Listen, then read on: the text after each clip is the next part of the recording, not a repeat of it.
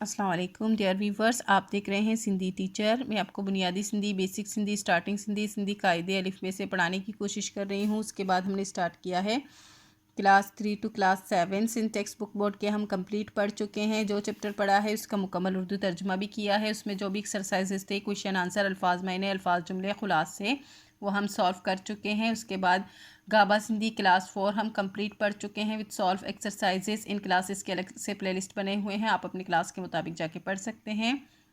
उसके बाद grammar section start है, बिल्कुल बेसिक से स्टार्ट है। ग्रामर क्या है, हम ग्रामर क्यों पढ़ते हैं, अकर हुरूफ क्या होते हैं, इसी तरह पार्ट्स ऑफ स्पीच, ज़मीर, इस्म, सिफ़त, इसी तरह अब ज़र्फ़ का सेक्शन शुरू हुआ है। इससे पहले हम ज़र्फ़ क्या है और ज़र्फ़ के इक़साम के बारे में पढ़ चुके हैं। ज़र्फ़ के 5 इक़साम हैं। फ़र्स्ट है ज़र्फ़ ज़मान यानी कि ज़र्फ़ वक्त, वो हम पहले ही पढ़ चुके हैं। आज हम पढ़ेंगे ज़र्फ़ मकान यानी जाए की, ज़र्फ़ मकान या ज़र्फ़ जा की तारीफ़, जाए यानी जगह का। शुरू करते हैं, बिस्मिल्लाहिर्रहमानिर्रहीम। ज़र्फ़ मकान को यानी ज़र्फ़ जगह को एडवर्ब ऑफ प्लेस कहते हैं इंग्लिश में। शुरू करते हैं, बिस्मिल्लाहिर्रहमानिर्रहीम। एड़ा ज़र्फ़ जेकी जुमले मां फ़ेल सां लगन ऐं उन्हनि मां जगह जाए जी मायने निकिरे तनखे ज़र्फ़ मकान चइबो आहे। ऐसा ज़र्फ़ जो जुमले में फ़ेल के साथ लगे और उसमें से जगह के मायने निकले यानी जगह का पता चले, उसको ज़र्फ़ मकान कहते हैं। मिसाल, अब इसमें कौन कौन से अल्फाज इस्तेमाल होते हैं, सारे नहीं हैं लेकिन कुछ वर्ड्स लिख दिए हैं मैंने। हिते यानी कि यहाँ, हुते यानी कि वहाँ, हेठ यानी कि नीचे, मथे यानी कि ऊपर, अगियाँ का मतलब होता है आगे, पोया का मतलब होता है पीछे, अगे का मतलब होता है आगे, पोए का मतलब होता है पीछे। ये जो है जमा में है और ये वाहिद में है। अंदर यानी अंदर, बाहर का मतलब बाहर होता है। हेडे यानी कि यहाँ, होडे यानी कि वहाँ, जित मतलब जहाँ, कित कहाँ वगैरह, इस तरह के अल्फाज। मिसाल, कुर्सी बाहर पई आहे, कुर्सी बाहर पई आहे, कुर्सी बाहर रखी है।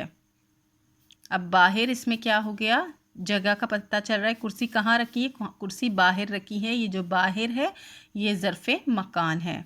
नेक्स्ट है फ्रिज अंदर आहे, फ्रिज अंदर है। अब फ्रिज कहाँ है, अंदर है। अंदर जो है ये ज़र्फ़ मकान है।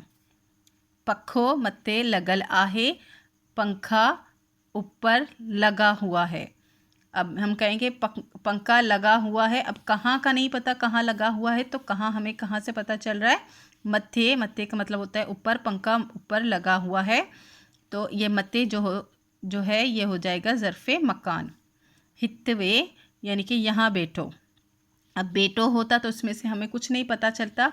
अब हित्ते है तो हित्ते का मतलब होता है यहाँ बैठो, तो यहाँ जो है जगह की तरफ इशारा हो रहा है कि यहाँ बैठो, तो ये क्या हो जाएगा, ये ज़र्फ़ मकान हो जाएगा।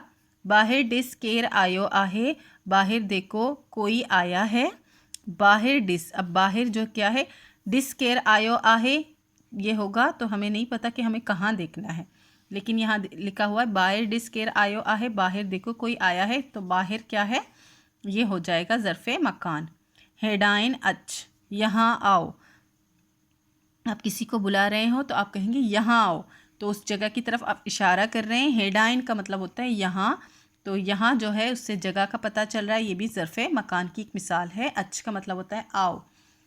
उम्मीद है आपको अच्छे से समझ आ गई होगी। नेक्स्ट वीडियो में हम ज़र्फ़ के एक और एग्ज़ाम के बारे में पढ़ेंगे। अगर आपको मेरी वीडियो से हेल्प मिलती हो तो please like, share and subscribe कीजिएगा। दोस्तों और क्लासमेट के साथ शेयर ज़रूर कीजिएगा। और अगर आपको ग्रामर सेक्शन में कोई भी प्रॉब्लम आ रही है तो आप कमेंट सेक्शन में बता सकते हैं। इंशाल्लाह नेक्स्ट वीडियो इस पर बनाई जाएगी। अल्लाह हाफिज़।